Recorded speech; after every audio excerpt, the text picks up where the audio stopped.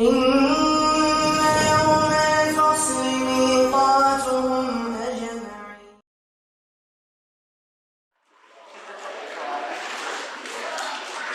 Assalamualaikum warahmatullahi wabarakatuh. Innal hamdalillah nahmaduhu wa nasta'inuhu wa nastaghfiruh wa na'udzu billahi min shururi anfusina wa min sayyiati a'malina. May yahdihillahu fala mudilla lahu ومن يضلل فلا هادي له. أشهد أن لا إله إلا الله وحده لا شريك له وأشهد أن محمدا عبده ورسوله لا نبي بعده.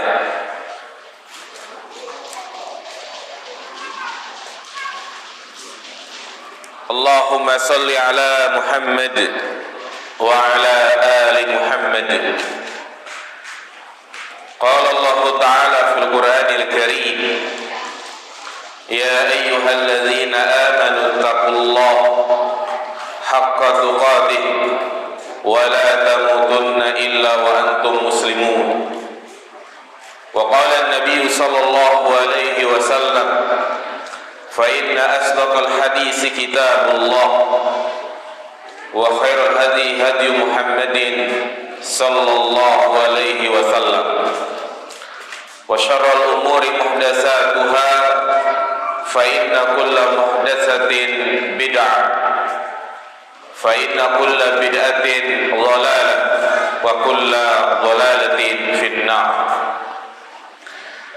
أما بعد أيها الإخوة rahimani wa rahimakumullah, melanjutkan kajian rutin kita membahas kitab Al-Arba'in An-Nawawiyah lil Imam An-Nawawi rahimahullahu ta'ala, kitab yang menghimpun di dalamnya hadis-hadis tentang dasar-dasar dan pokok-pokok agama Islam.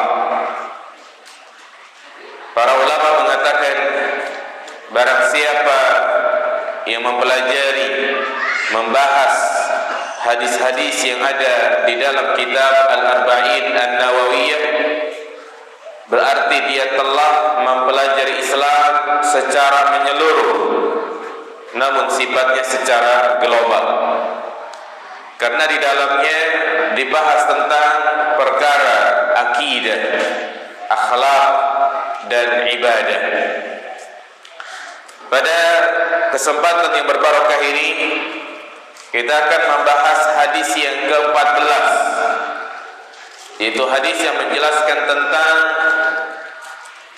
terpeliharanya jiwa seorang muslim,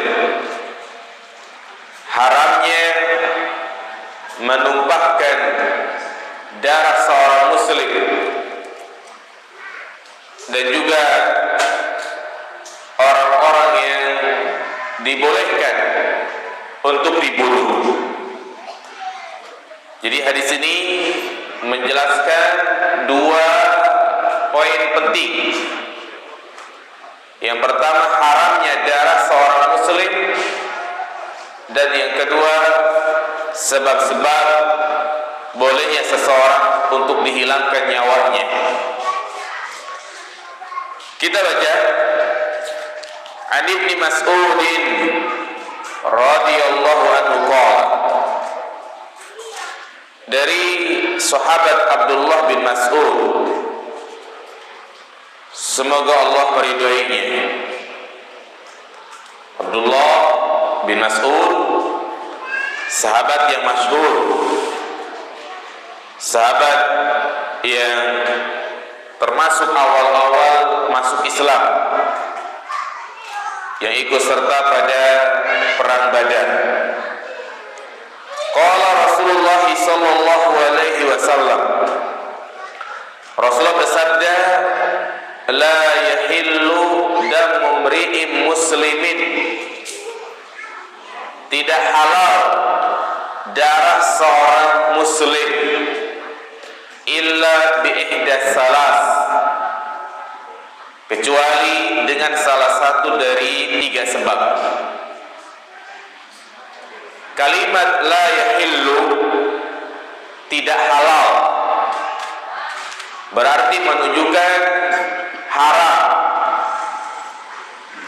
Ungkapan yang ada di dalam Al-Quran maupun di dalam hadis-hadis Nabi SAW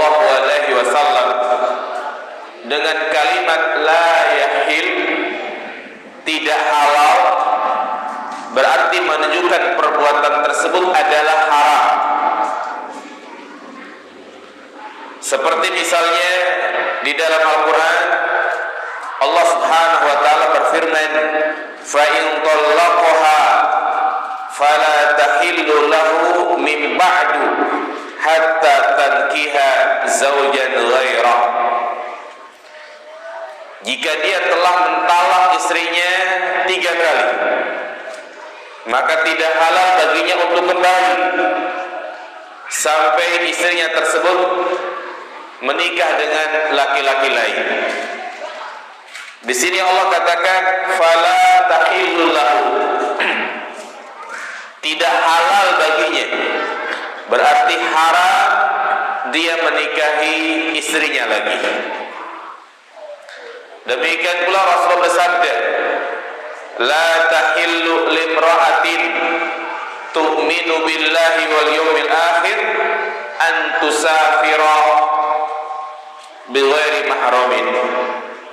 Tidak halal bagi seorang wanita muslimah yang beriman kepada Allah dan hari akhir dia safar seorang diri tanpa adanya mahram.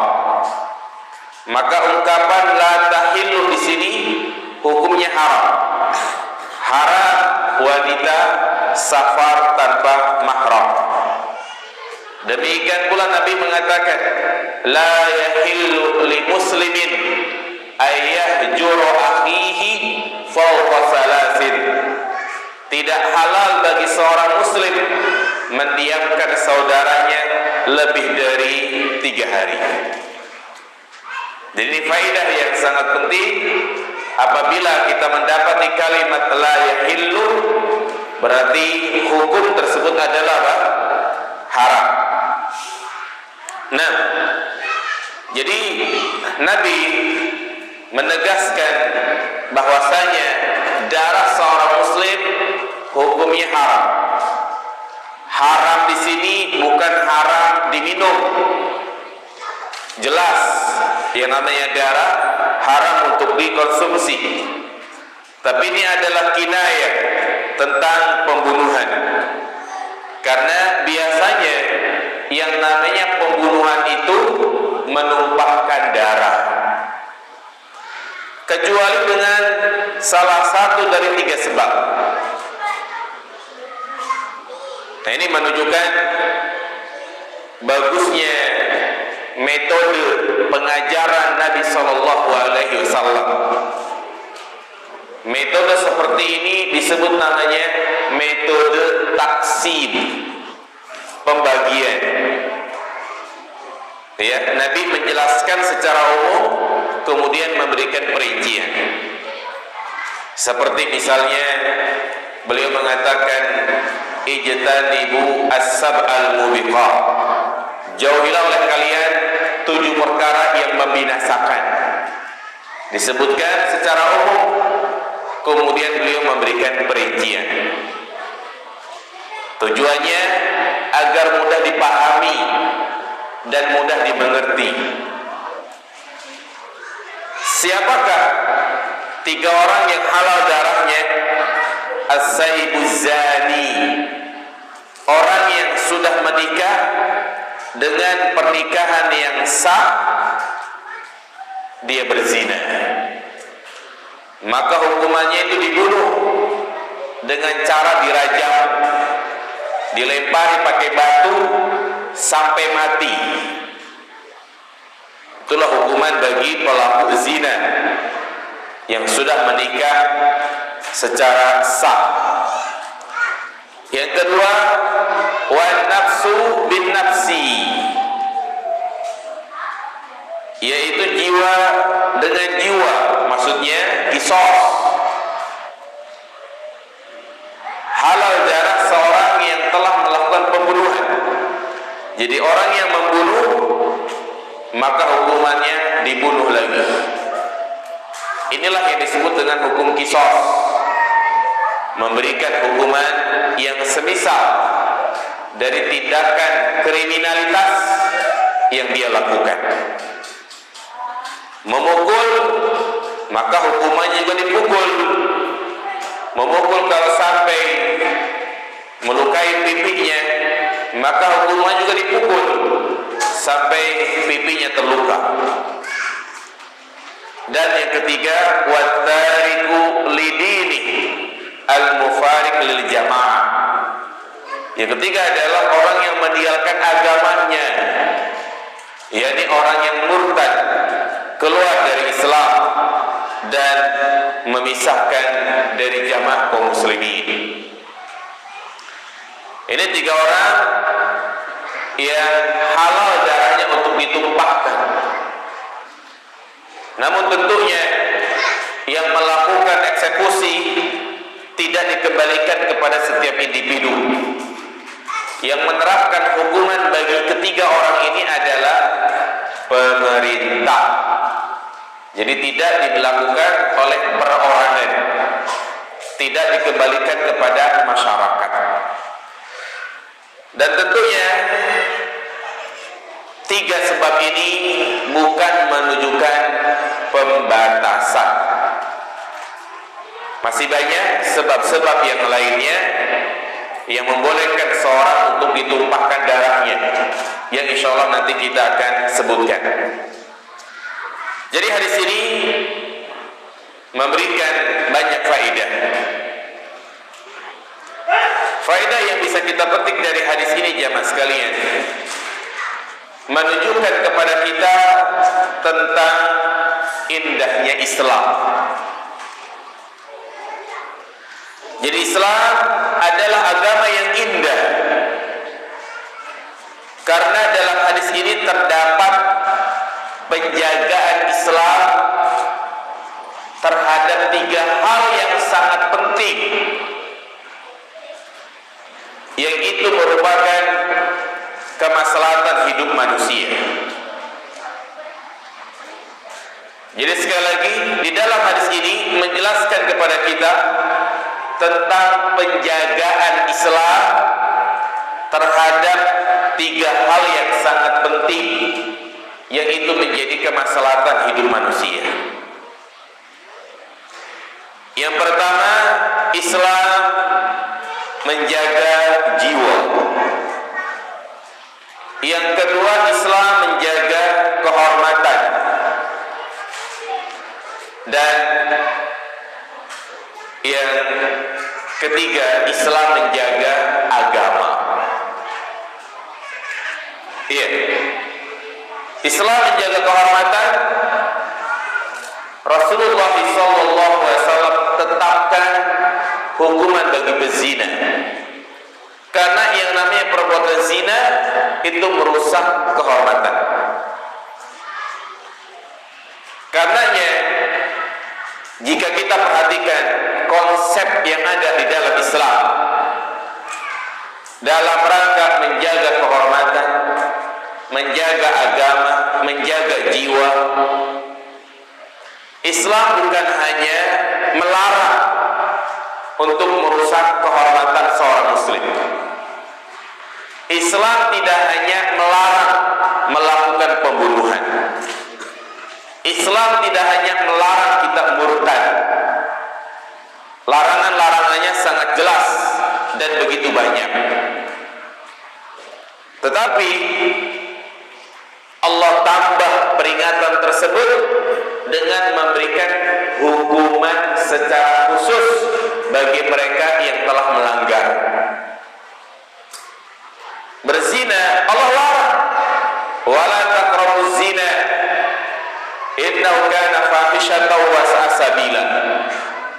Tapi terkadang manusia itu lalai, tidak mempan dengan peringatan-peringatan Allah. Oleh karena itu diterapkanlah hukuman, yang hukuman ini dijalankan oleh siapa? Pemerintah. Ya, Islam melarang membunuh, tapi terkadang manusia lalai, enggak takut. Maka ditentukanlah hukuman bagi yang membunuh, yang itu dilakukan oleh pemerintah. Maka bercabang dari faedah ini juga pentingnya adanya pemimpin di suatu negara, adanya pemimpin di suatu negeri. Kenapa? Karena pemimpin di muka bumi ini adalah zillullah. Rasulullah mengatakan as-sultan zillullah. Pemimpin, pemerintah, presiden, perdana menteri dan yang lainnya, mereka adalah payung Allah Subhanahu wa taala, wakil Allah di muka bumi. Sebagaimana dikatakan oleh sahabat Utsman bin Affan, ya, dia melakukan, pemimpin bisa melakukan yang tidak bisa dilakukan oleh Al-Quran. Maksudnya apa jamaah sekalian? Al-Quran jelas hukumnya ini halal, ini haram, tetapi manusia kadang lalai. Maka yang bisa melakukan penegakan hukum tersebut adalah siapa? Pemerintah. Nah, dengan adanya pemerintah akan tegak yang namanya maslahat agama dan juga maslahat dunia. Baik, jadi Islam menjaga apa tadi? Kehormatan, terus apa? Agama dan jiwa. Dan 3 perkara ini termasuk 5 hal yang disebut oleh para ulama ad-daruratul khamsu. Ad-daruratul khamsu, yaitu 5 perkara yang menjadi maslahat hidup manusia. Ya, ini kan sudah 3: kehormatan, agama, jiwa. 2 lagi apa jemaah? 2 lagi yaitu akal dan harta. Akal dan harta. Inilah 5 perkara yang disebut dengan ad-daruratul khamsu. 5 perkara yang menjadi maslahat hidup manusia, yang Islam menjaga semua ini. Ya, Islam menjaga 5 perkara ini. Kita dilarang mencuri, dilarang minum khamr, dilarang mencuri dalam rangka untuk menjaga harta.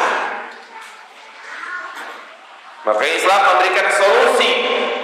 Ketika kita menginginkan sesuatu yang dimiliki oleh orang lain, maka caranya bukan melakukan pencurian, tetapi Islam mensyariatkan jual beli. Nah, mana bukti Islam menjaga nyawa? Mana bukti Islam menjaga darah kaum muslimin? Begitu banyak Rasulullah SAW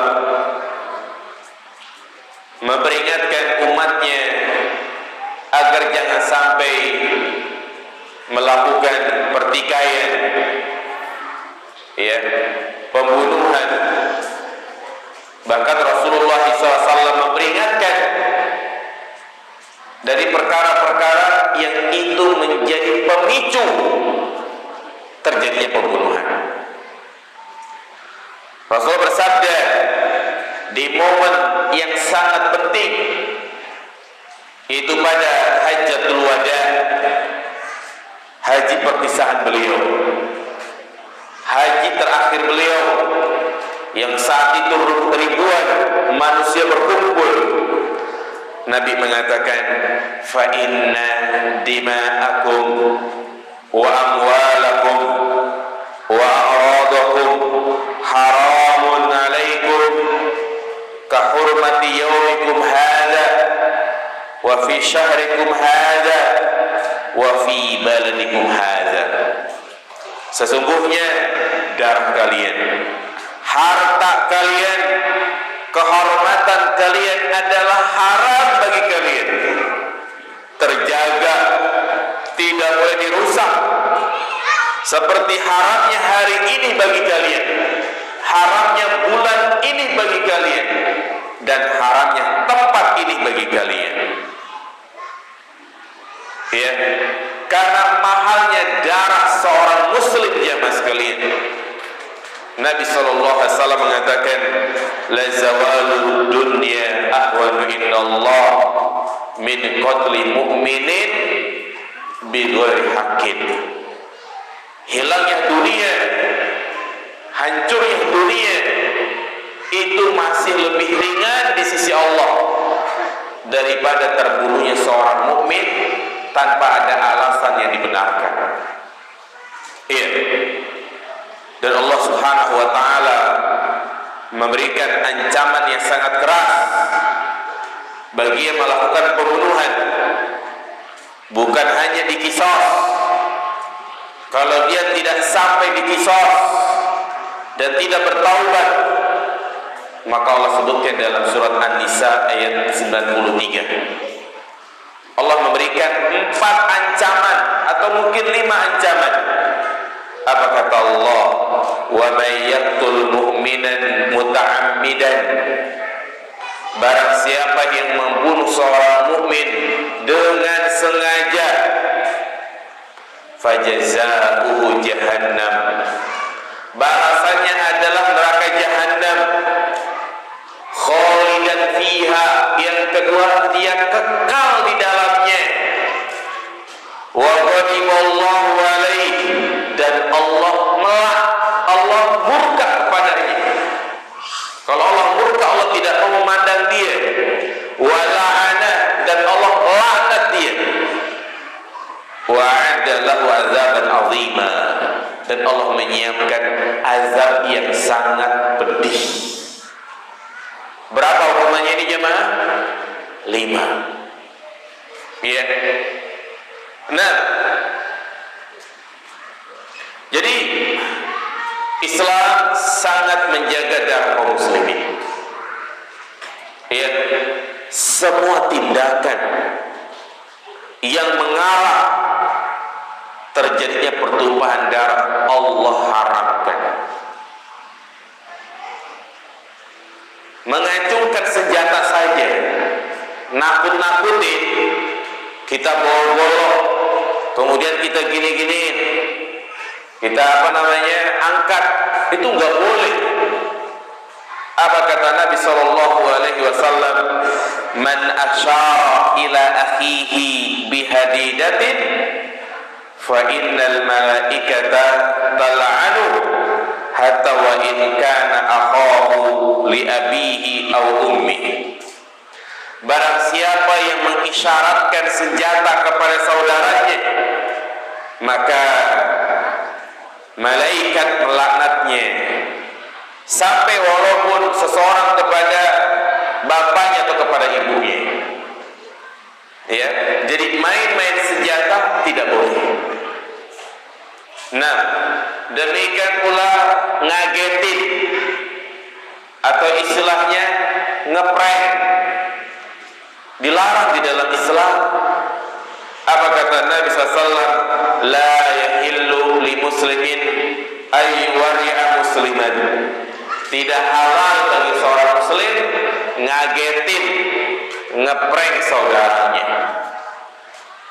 Karena kalau kita lihat banyak orang yang bercanda kelewatan,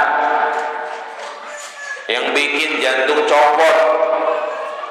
Ya, misalnya orang lagi melamun di jurang, dia dikagetin, ya jatuh. Ya, bahkan mungkin ada yang jantungan, saking takutnya dia lari, ya, karena dia kaget, akhirnya ketabrak. Banyak hal seperti itu. Makanya Islam melarang semuanya.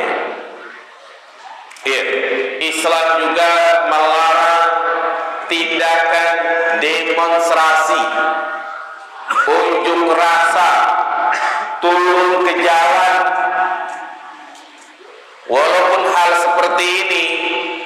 dibenarkan dalam sistem yang ada di negeri kita, tapi bukan berarti demonstrasi itu halal. Bukan berarti unjuk rasa itu diperbolehkan dalam Islam. Ya, walaupun orang-orang yang tidak setuju dengan kebijakan pemerintah diberikan ruang untuk melakukan demonstrasi, tetap di dalam Islam tidak diperbolehkan. Kenapa? Karena madorotnya itu lebih besar, jamaah sekalian. Yang mana orang yang melakukan unjuk rasa, namanya juga unjuk rasa, mereka melampiaskan emosinya. Walaupun awalnya berjalan dengan damai, tapi ujung-ujungnya banyak madorot yang ditimbulkan. Di antaranya menimbulkan kemacetan, itu udah pasti. Macet memadorotkan banyak orang. Bayangkan kalau ternyata yang mau lewat adalah ambulan, orang yang sedang pendarahan. Ya, ada orang yang mau lahiran, macet, maka berbahaya bagi dia. Demikian pula pengerusakan fasilitas-fasilitas umum, sehingga apa yang terjadi ketika misalnya presiden atau siapa nggak mau keluar, mereka marah, merusak fasilitas-fasilitas umum. Belum lagi ada yang terluka karena biasanya ada provokator melempar bom molotov ke arah polisi, ke arah TNI. Ya jelas, ya marah sehingga terjadilah keributan. Ya, saling tembak, saling pukul, minimalnya banyak yang terluka. Makanya semua ini tidak dibenarkan di dalam Islam. Ya, Islam juga mengharamkan tindakan bom bunuh diri, walaupun dengan dalil jihad. Yang terbunuh adalah orang-orang yang terjaga darahnya. Ya, maka jamaah dirahmati Allah Subhanahu wa taala, ini satu hal penting yang harus betul-betul kita pahami, bahwa Islam adalah agama yang memelihara darah kaum muslimin.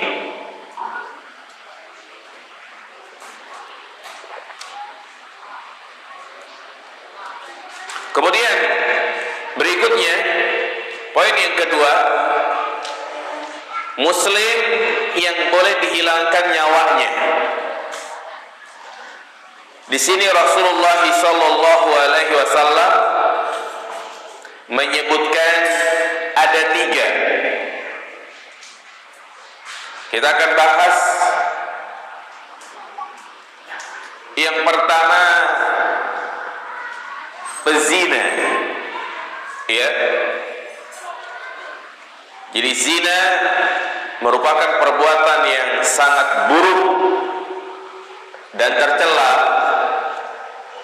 Allah sebutkan tadi dalam surat Al-Isra ayat 17, ya, innahu kana fahishatan wa sa'a sabila. Zina adalah perbuatan keji dan seburuk-buruknya jalan. Ya. Nah, apalagi zina itu dilakukan kepada orang-orang yang haram untuk dinikahi. Berzina dengan anak kandung, berzina dengan mertuanya, yang sekarang sedang viral gitu ya. Ya, haram berzina dengan ibu mertua, dan juga haram menikah dengan ibu mertua. Dan ibu mertua tidak ada istilahnya menjadi halal, artinya dia adalah mahram mu'abbad. Walaupun seseorang sudah bercerai kepada istrinya, ya, maka tetap ibu mertuanya haram untuk dinikahi. Nah, dan perzinahan jemaah sekalian, ini menjadi sebab turunnya bencana. Ya, Rasulullah SAW menyebutkan dalam hadis yang sahih, tidaklah perbuatan keji merajalela hatta yu'lanu ilaiha, sampai perbuatan tersebut menyebar, diumumkan menjadi suatu hal yang biasa, melainkan Allah Subhanahu wa taala akan menimpakan malapetaka berupa musim paceklik dan juga petaka-petaka lainnya. Inilah yang menjadi sebab seringnya terjadi bencana di negeri ini, karena perzinahan sudah merajalela, bahkan diberikan tempat khusus, alokasi khusus. Ya, lihat sekarang banyak villa-villa, hotel-hotel, ya kan, yang tidak memperhatikan masalah ini. Makanya antum yang memiliki hotel, kontrakan, kos-kosan harus peduli masalah ini.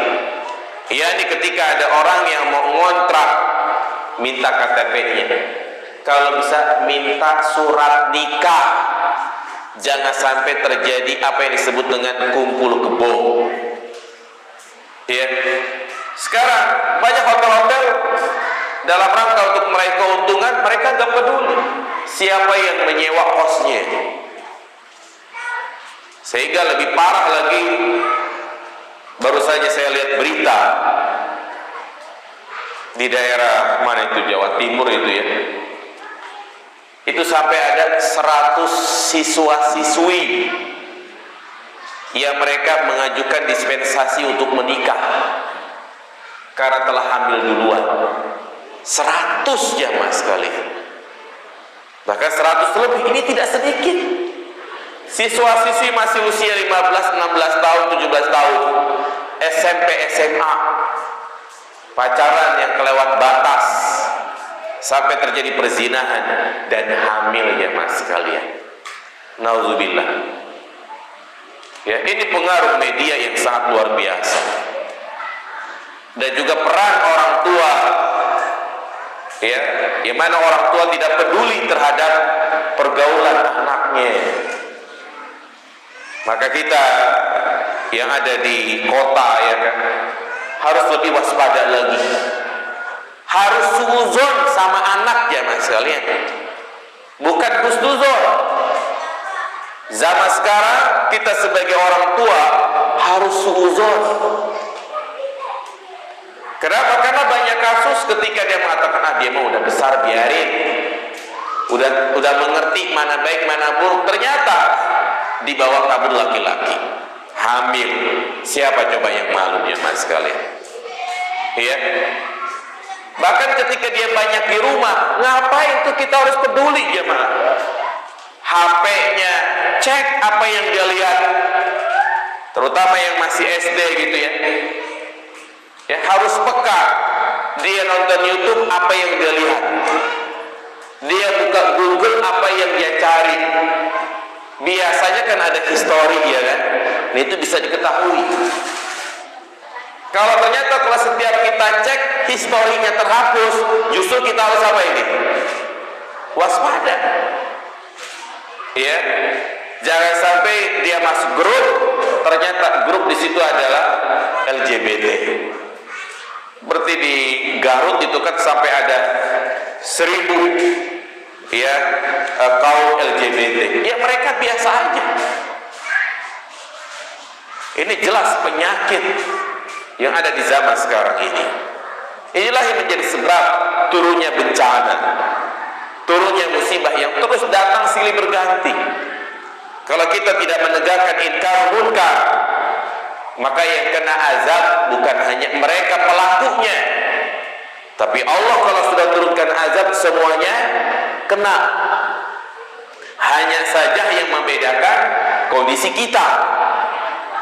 Kalau kita adalah sebagai pendosa, maka itu sebagai azab. Kalau kita sebagai orang yang bertakwa, maka itu sebagai apa? Ujian. Tentu kita tidak menginginkan terjadinya bencana, jamaah sekalian.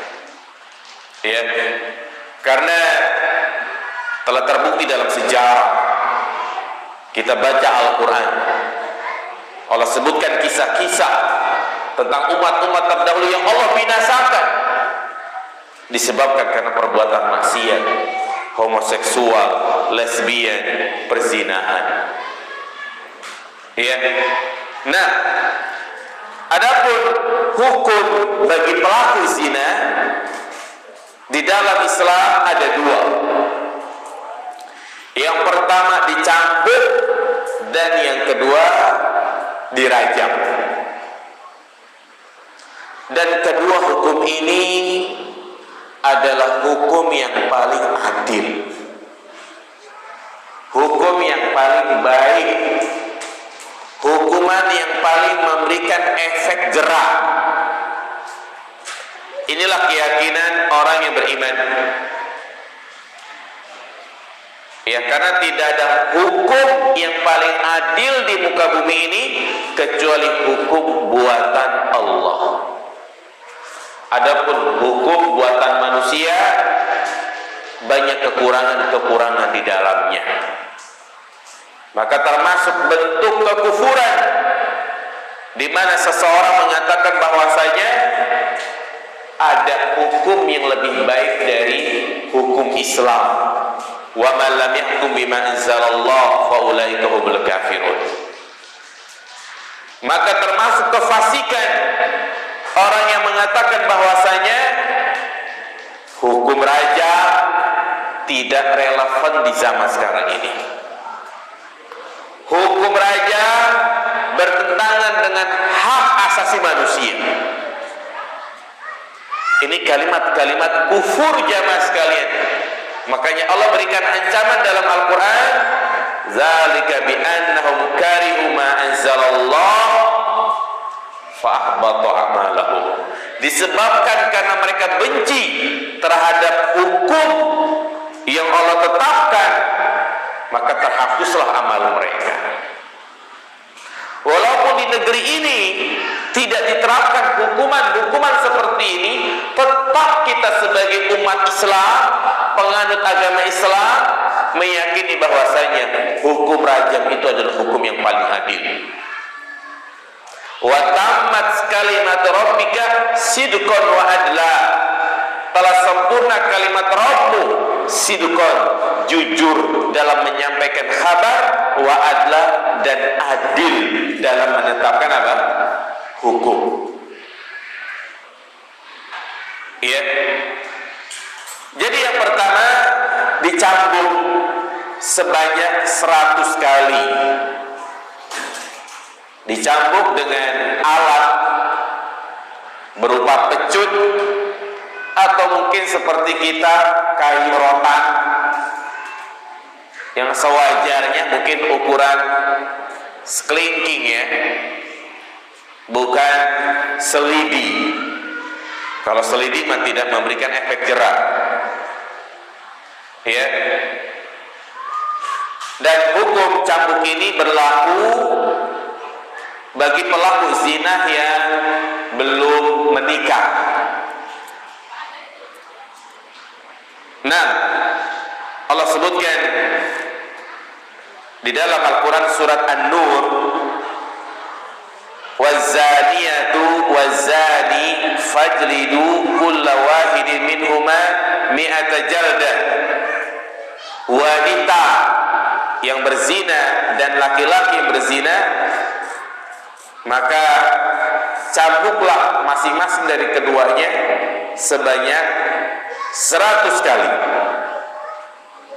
Ya. Nah, jadi dicambuk sebanyak 100 kali. Kalau misalnya baru 20 dia lemas, maka ditunda.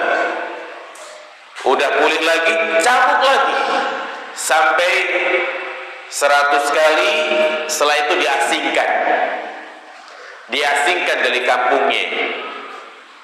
Kalau di Saudi Arabia, dia dipenjara selama 1 tahun. Nah, dan juga banyak kehinaan-kehinaan lainnya. Orang yang berzina selain dia mendapatkan hukuman yang berat yaitu dicambuk, Allah juga murka kepadanya. Ya. Kemudian juga Allah sebutkan az-zani la yankihu illa zaniyah. Laki-laki yang berzina maka tidak boleh menikah kecuali kepada siapa? Pezina juga. Jadi orang yang beriman tidak boleh menikahi wanita yang pernah berzina, kecuali kalau dia bertaubat dengan taubat nasuha, baru boleh. Iya. Dan Allah sebutkan dalam surat An-Nur ini dengan mendahulukan wanita, az-zaniyatu waz-zani.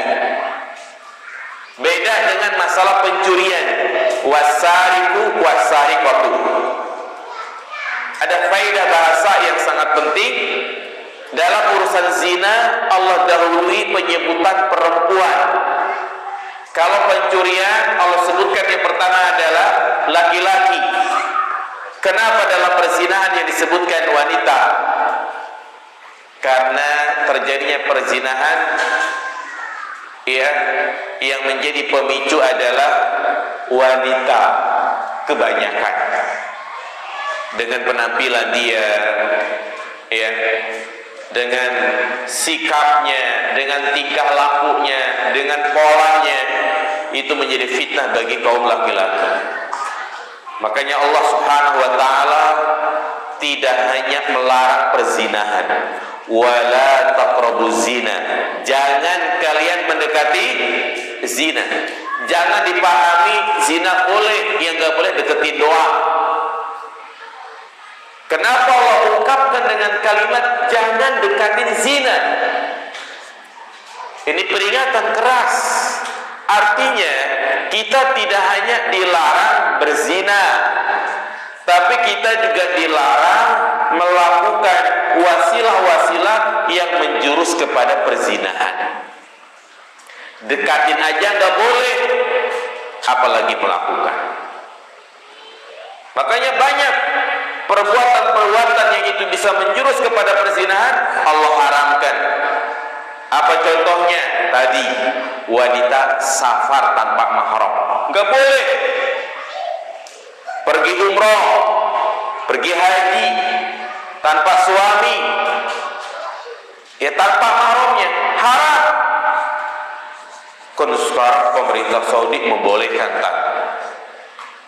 Keputusan pemerintah, maka itu tidak menjadi dalil. Yang menjadi pegangan kita adalah dalil. Rasulullah secara tegas mengatakan tidak halal bagi seorang wanita safar tanpa mahram. Tapi hukum seperti ini sudah banyak dilanggar, terutama wanita-wanita karir. Ada tugas rapat kerja keluar kota bersama bosnya, bersama rekan kerjanya, biasa saja. Wallahi jamaah sekalian, banyak terjadi fitnah. Jangankan safar yang sifatnya duniawi, ada rapat kerja, ada acara liburan, orang safar ibadah saja, umrah tanpa mahram, banyak terjadi fitnah.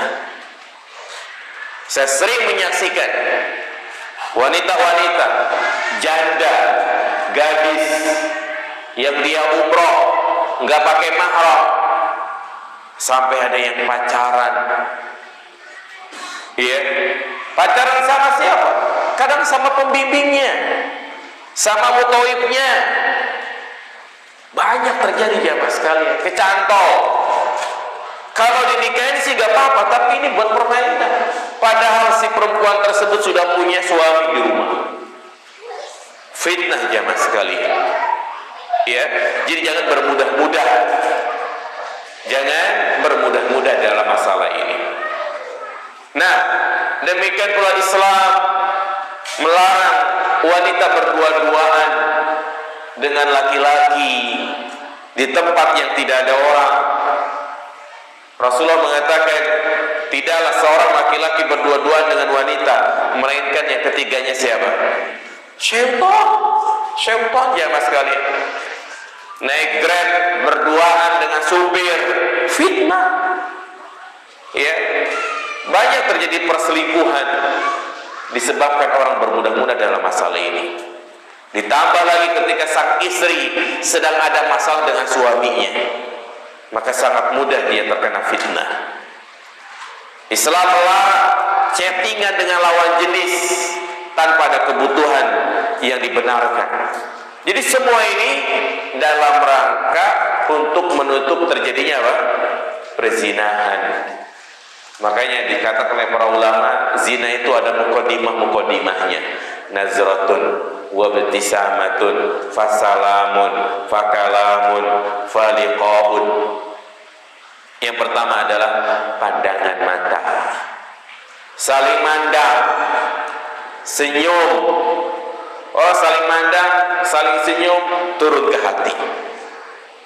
Awalnya senyum-senyuman.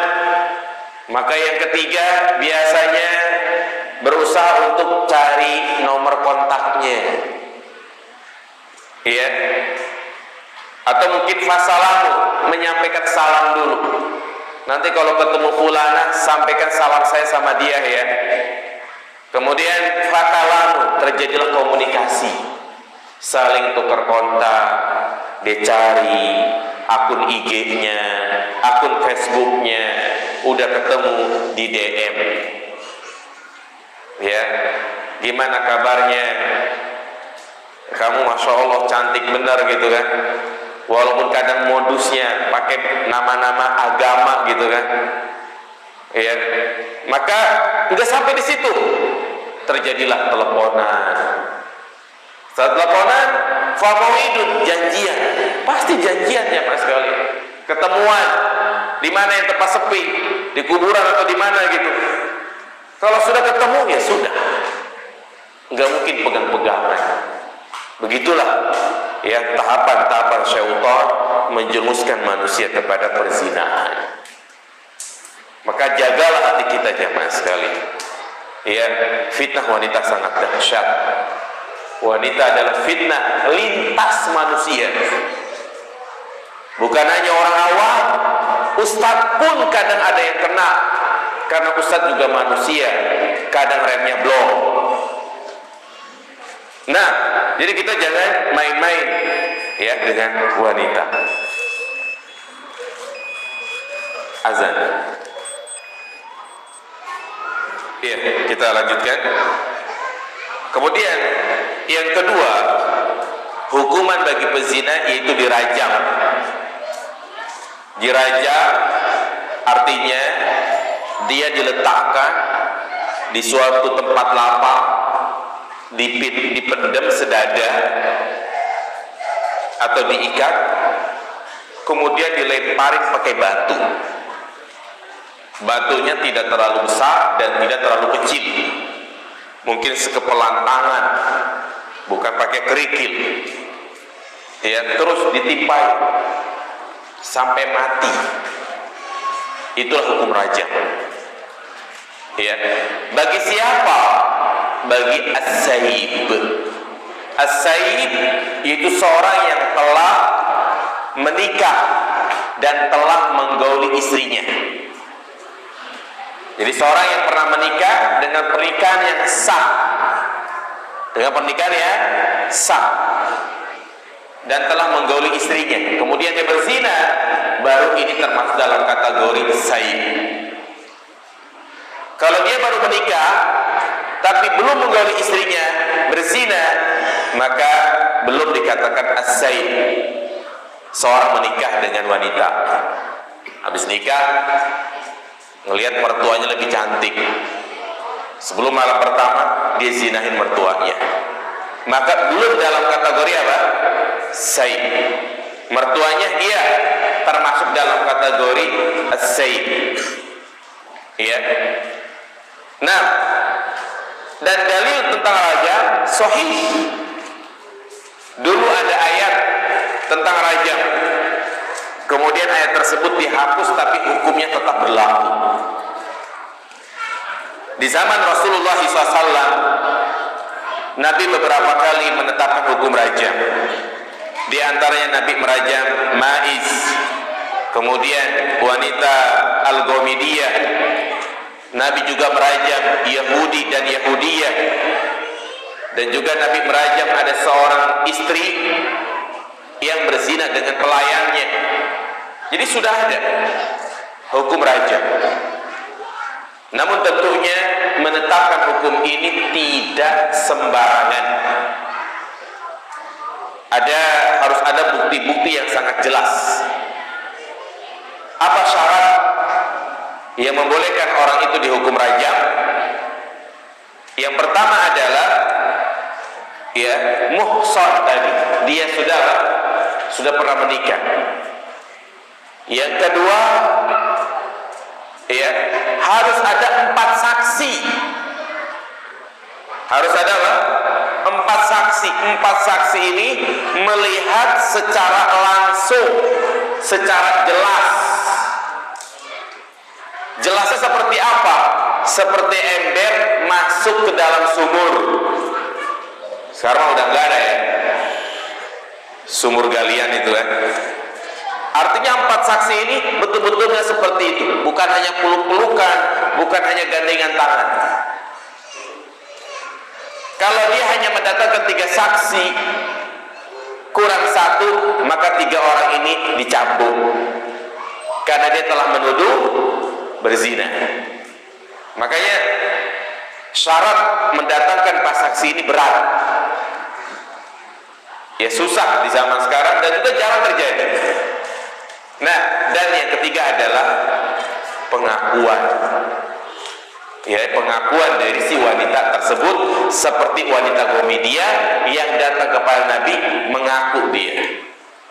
Atau dilihat dari perutnya, hamil tanpa suami, berarti udah jelas apa ini? Berzina. Iya. Insyaallah kita lanjutkan tentang pembahasan ini di pertemuan berikutnya, tentang jiwa yang boleh dihilangkan nyawanya. Cukup pertanyaan segini saja.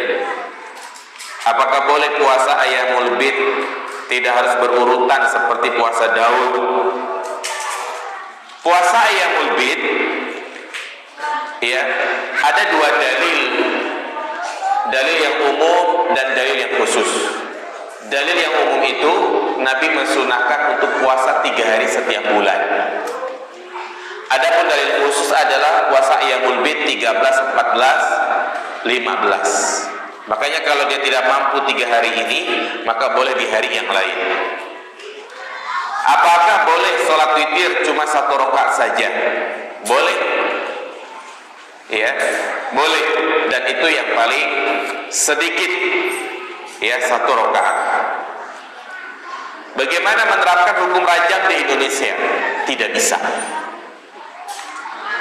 Kecuali dikembalikan kepada perda suatu daerah.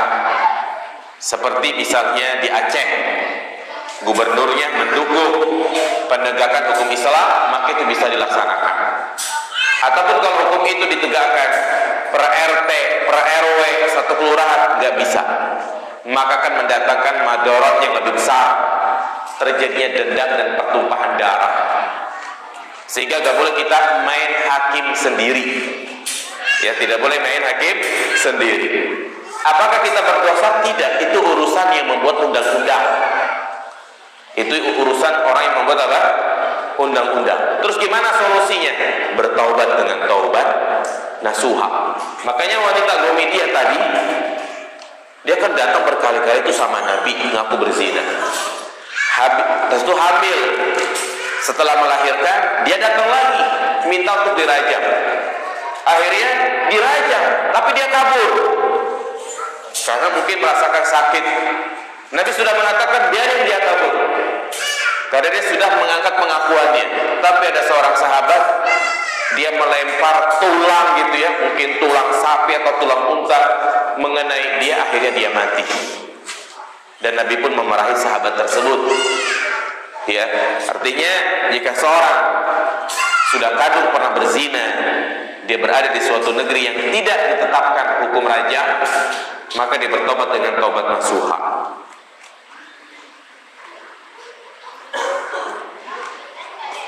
Ini juga sama, ya, tidak diterapkan hukum rajam, dia harus bertobat dengan taubat nasuha.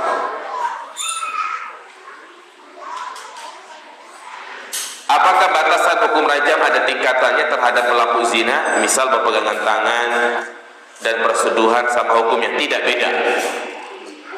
Hukum rajam hanya dijatuhkan kepada pezina yang bukan hanya pegangan tangan, bukan hanya pelukan, bukan hanya bercumbu, tetapi dijelaskan seperti ember masuk ke sumur. Artinya betul-betul nyata, jelas berzina. Ya. Nabi Yusuf, Nabi Yakub, Nabi Ishak, Nabi Ibrahim. Nabi Yusuf berada di Mesir ketika menyebarkan agama tauhid dan pemimpin saat itu ikut bertauhid. Seperti yang kita ketahui, negeri Mesir dahulu adalah dipimpin Fir'aun oleh raja yang bergelar Ramses atau Fir'aun. Apakah raja saat itu yang beriman adalah raja yang bergelar Fir'aun? Tidak. Jadi Fir'aun itu hanya sebuah istilah, ya. Jadi seperti kalau umat Islam itu namanya khalifah, demikian pula Fir'aun. Kita nggak tahu Fir'aun yang mana, ya, karena di dalam Al-Quran tidak dijelaskan. Nah, jadi Fir'aun itu adalah sebuah nama untuk pemimpin. Seperti kita, pemimpin disebut namanya apa? Presiden, raja. Nah, kalau pemimpin yang ada di Bani Israel saat itu namanya Fir'aun. Apakah sama Yahudi dengan Bani Israel? Apa yang mereka sembah agama Yahudi? Anak-anak keturunan Nabi Yakub dinamakan Bani Israel. Apakah itu sama dengan Yahudi negara Israel? Berbeda jamaah sekalian. Ya, Bani Israel dan Yahudi itu berbeda. Ya, karena Yahudi sekarang itu sudah banyak melakukan penyimpangan dari agama yang mereka bawa sendiri, itu agama Taurat. Baik, saya kira cukup. Itu mungkin yang bisa saya sampaikan. Semoga bermanfaat. Subhanakallahumma wa bihamdika asyhadu an la ilaha illa anta astaghfiruka wa atubu ilaik. Assalamualaikum warahmatullahi wabarakatuh.